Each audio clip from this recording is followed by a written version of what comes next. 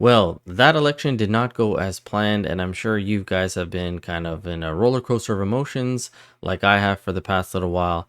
But tonight I wanted to do some Monday night quarterbacking and just take a look at the campaign as a whole, look at the positive aspects of it, some of the negative ones, and just see what we could change potentially for the future election, which I don't think we're going to be waiting a full 4 year term for that to happen. However, with Pierre actually losing his riding, that does make the next process a little bit more difficult. Now, I will say the silver lining is that the Liberals did not get a majority government. They did get very close. I believe they were 3 seats away, but they weren't able to cross that threshold.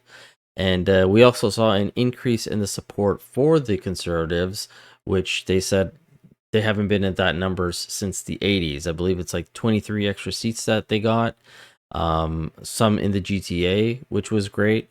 They took away seats from some liberals like Yara Sachs and Peter Yun, who was replacing Paul Chang. But the Conservatives did lose some MPs like Tracy Gray, Michelle Ferreri, Marty Morantz, Stephen Ellis, which they're all great MPs. I enjoyed seeing them, especially in committee hearings. But as I mentioned, there definitely was some hiccups within the campaign that I hope they address for the future election. And that's regardless if it's going to be Pierre running as the leader or any of the other conservative members. And my main gripe was with the whole media decision. I understand the relationship between the conservatives and the mainstream media, and I am no fan of the mainstream media. But when I heard that they were not allowing them to do any travel with them, I thought, in my opinion, that is a huge red flag. Now, with that being said, I originally was okay with the decision not to have media traveling with them because Pierre had made the announcement that this was going to be a very transparent campaign. He was going to invite multiple different networks. If you were independent, local, whatever, you could come and question him. And they would just give you advance notice of where you're going to be. However, then we found out that they only limited it to 4 questions, no follow up. And if the reports are correct, they kind of wanted to know the question or the ballpark of the question ahead of time. I didn't really like that. I wish that he was just kind of able to just take whatever question it was given to him and answer it the way we know that he can handle it.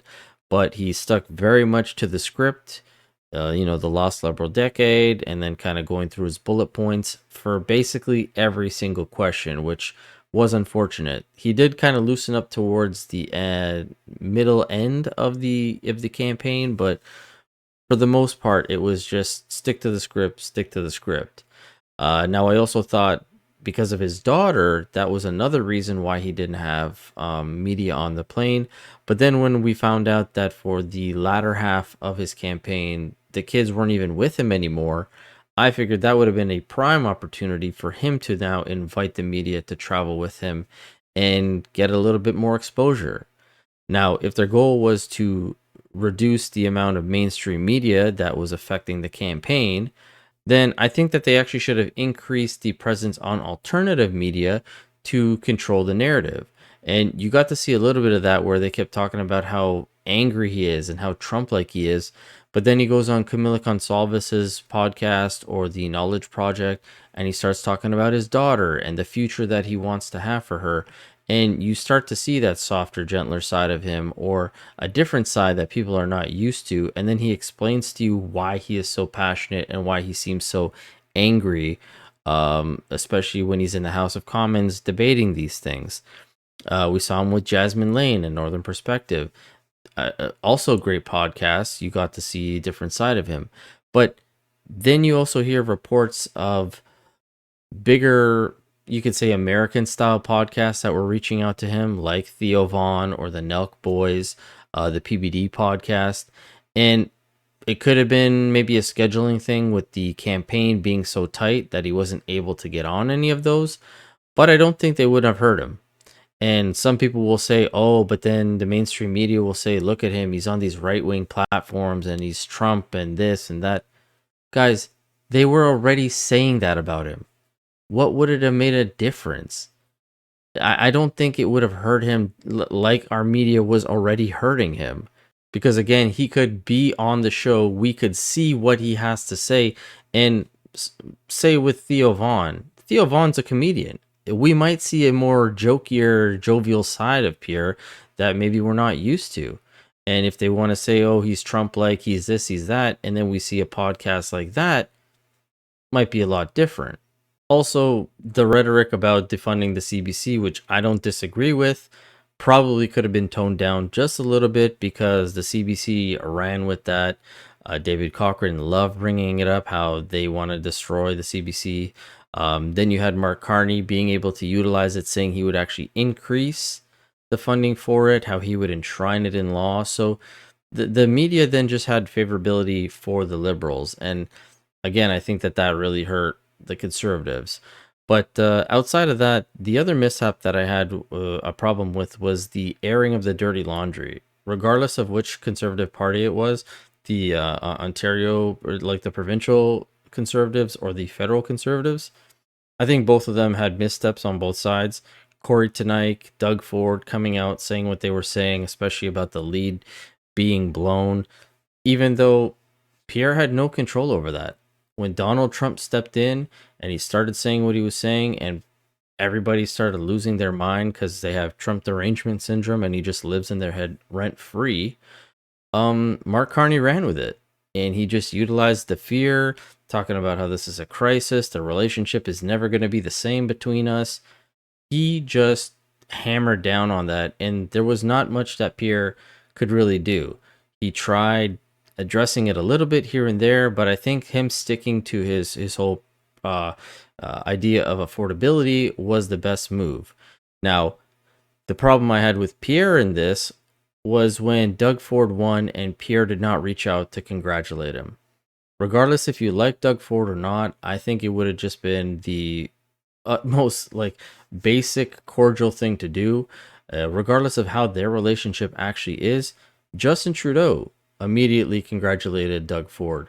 Mark Carney immediately congratulated Doug Ford. Pierre didn't say nothing until like 2 weeks later. And that does not help the image of what people already think about Pierre, that he's an angry guy, that he's selfish, that, he only thinks about himself. That's not helping him by at least not even, whatever you want to say, extending an olive branch or just, again, basic courtesy of saying congratulations. Now, do I think that this was going to win them the election? Probably not, and that's because Mark Carney did such an effective job of instilling this fear into folks, especially the older folks, the CBC watchers. And the CBC also helped by promoting this fear-mongering propaganda where they kept talking about Donald Trump, even though he was silent for a good amount of time, talking about the 51st state, our sovereignty. And Mark Carney made it a factor to always talk about it in his rallies, the crisis, this and that. Our relationship is not the same. And as you can see from this graph, the most important factors when deciding your vote, 60 and over, the CBC watchers, dealing with Donald Trump. That was their biggest concern. Their smallest concern was making housing more affordable. They already own their home for how long? They don't care about that. And making Canada a better place to live. Apparently, the old folks don't really care about that. But on the inverse, you can see the 18 to 29s, the youth, they're the ones who are voting for that, growing the economy, making housing more affordable. And the biggest one for them is reducing your cost of living. Actually, all other age groups had that, except for the 60 and over. Theirs was the lowest on that chart. But yeah, and overall, I think that they had a fantastic campaign. Don't get me wrong. They had such great support. The rallies were amazing. You saw the plebs coverage over and over again. I was personally at the Oshawa rally. I went to the Peterborough one. They were great. Such a great vibe. Everybody was there showing their support to the point where we actually thought this was just going to wipe them out. But unfortunately, the Trump derangement is quite strong. People let fear get over, take over them. They're not actually thinking.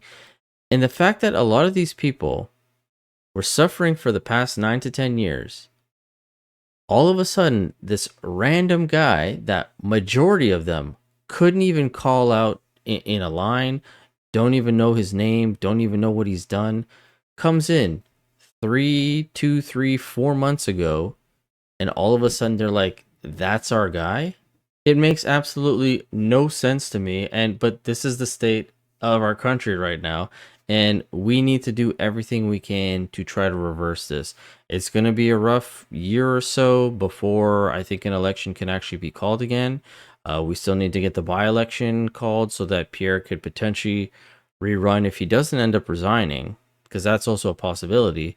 But yeah, there needs to be a new conservative leader of the opposition. Then we need to get back in the House, yada, yada, yada, and get an election going. And with the momentum that this election had, I feel like the next one, we could definitely get a majority. And as people start to realize who Carney actually is, now that he's prime minister, I don't know, things might start to change into our favor. But as always, I'd love to hear from you guys. Let me know what you think about all this in the comment section below. Do you agree with me? Do you disagree with me?